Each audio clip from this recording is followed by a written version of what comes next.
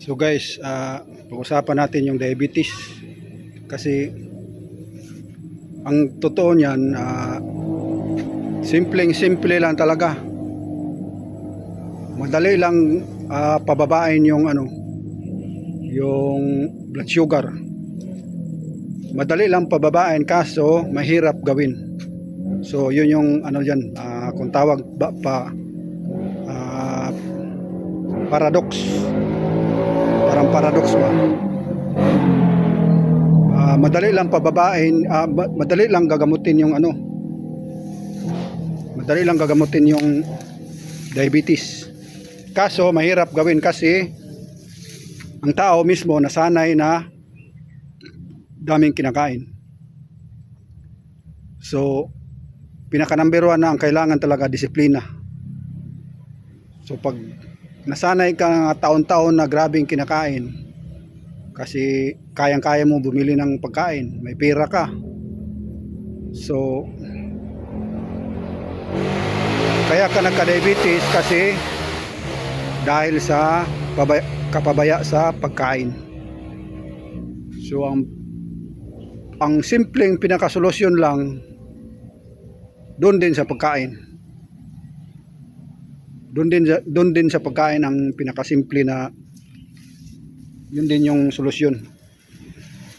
Kaya mahirap siya gagawin kasi sa taon-taon na nakasanayan mo na pabusog ka palagi, wala kang disiplina. Ito lang, pag once magkakaroon ka ng disiplina, pag kayang-kaya mo disiplinahin yung sarili mo, di na kailangan ng gamot.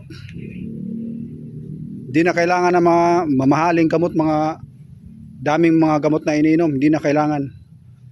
Walang kailangan ng gamot para bumaba yung sugar mo. Kung gusto mo yung natural na mga pamamaraan. Una, fasting, at saka pag natapos mo yung fasting, so every now and then nagpa-fasting ka niyan. Yan yung programa dyan. Every now and then nagpa-fasting ka. Tapos in between fasting, nagjijita ka. Halimbawa, 1 meal a day, 2 meals a day. Tapos low carbohydrates. Hanggang makuha mo ma-maintain mo yung pinaka-normal na sugar. Yung 70 hanggang 100 na lang. O di kaya 70 hanggang 120. Random blood sugar. Kahit kumain ka, 70 hanggang 120. Yan yung ideal na normal na sugar. Kahit ganong kain mo dyan, basta 70 hanggang 120 ka lang. Yan yung ideal. Hanggat di mo yan makuha, kailangan mo mag-jita, mag-control, magbawas ng kinakain, every now and then mag-fasting. So para sa akin lang, pinakasimpleng solusyon lang talaga. Kaso lang, ang pinakamahirap na gagawin kasi halos lahat ng pagkain natin may nakakataas ng sugar, glucose. So kanin number 1. Tapos tinapay, gatas, kape, mga cake, mga chocolate. So mga puto, mga basta carbohydrates.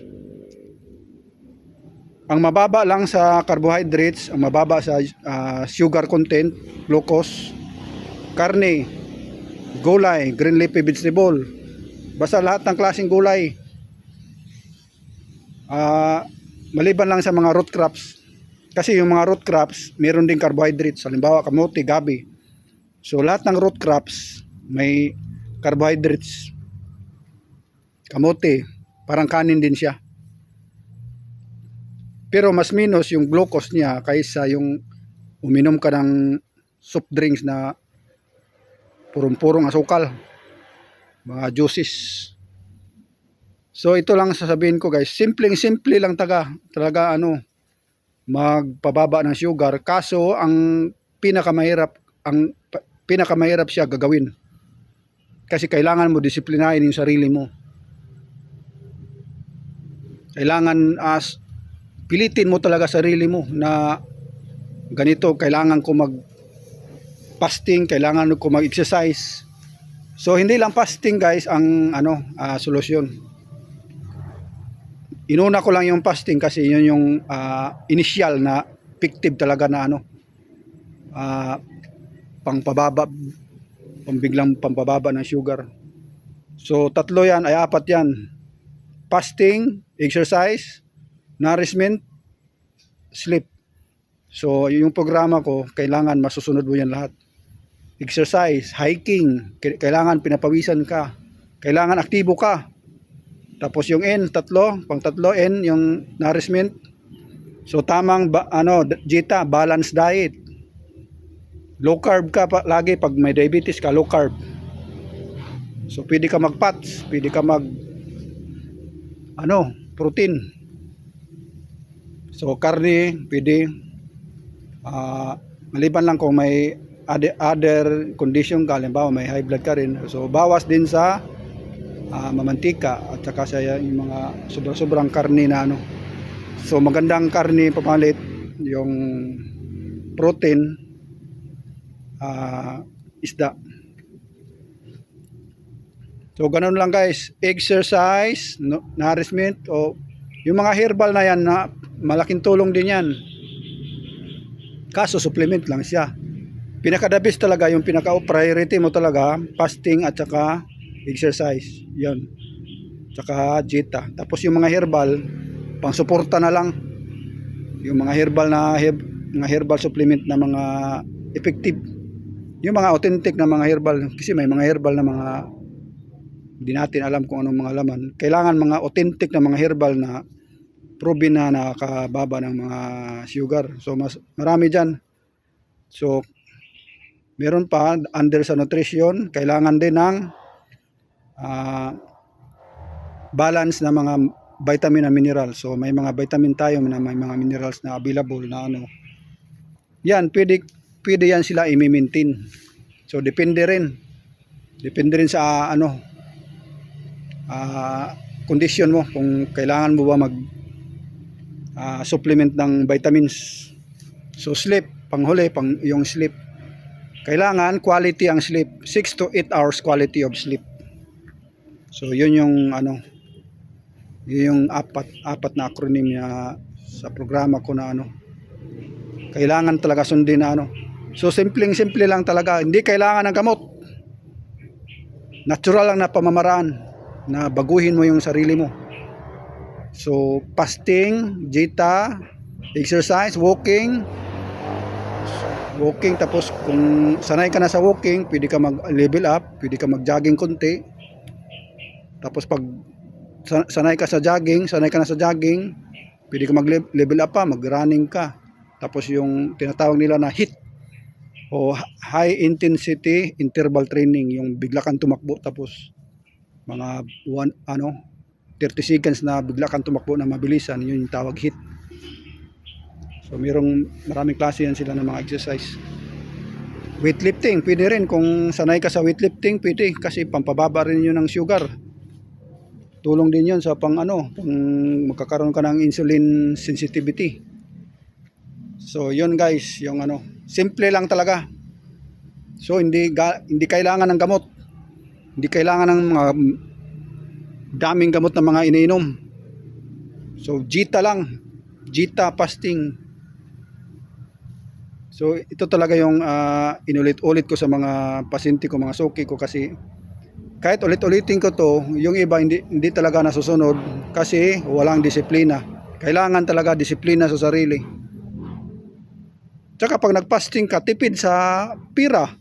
Kasi nabawasan, halimbawa 3 beses ka kumakain dati. Kung 2 beses ka na lang, natipid mo yung isang meal. Kung kaya mo na 1 beses ka lang kumakain, malaking tipid. So hindi ka na kailangan bumili ng mga mamahaling gamot. So isa din yun sa malaking tipid. Tsaka yung katawan mo hindi masisira. Kasi yung gamot mismo, hindi yun siya gamot ng diabetes, yung mga resita ng doktor. Kahit ang doktor mismo, alam nila na hindi yan ang cure talaga. Pang pababa lang, temporary na bababa lang yung sugar mo. Tapos kalaunan, sa katagalan mong iinom yan, ilang taon mo nang iniinom yung mga maintenance mo, may epekto yun sa liver at saka sa kidney mo. Kalaunan, babagsak yung katawan mo hanggang di na magre-response yung katawan mo dun sa mga gamot. Napalala na tuloy, hindi lang diabetes ang sakit mo, meron ka pang sakit sa kidney. Lahat na, nag-diabetes ka na, high blood ka na, dami ng komplikasyon na lahat dahil ang simulat, ang dulot, ang simulat, ang simula lang doon lang sa diabetes na di mo kayang pababain ng jita kasi gusto mo magamot lang. So lalong mapasama yung katawan mo pag So sa akin lang opinion, expert opinion, lalong mapasama ang katawan mo kalaunan pag naggamot. So alam ng mga doktor yan. Kaya the best pa rin yung natural na pamamaraan. Yung programa ko na ginawa, yun yung the best na alam ko na kasi based on research. Hindi lang yan opinion ko kasi hindi lang yan wisdom ko, hindi lang yan knowledge ko, pero knowledge ng buong mga expert scientist na nilikom ko tapos pinagtagpi ko lahat. So yun guys, follow my channel kasi daming mga video ko dyan na pwede nyo tingnan na mga short video na daming matutunan. Basta may diabetes, pag-usapan natin diabetes, high blood o iba pang mga kondisyon ng katawan. Daming matutunan dyan sa mga video ko. Basta matyaga lang kayo magtingin dyan sa mga video ko. Daming mga maaaral na mapupulot na mga sinasabi ko na based on scientific na mga knowledge, based on medical scientific na mga makabagong mga tuklas tungkol sa kalusugan.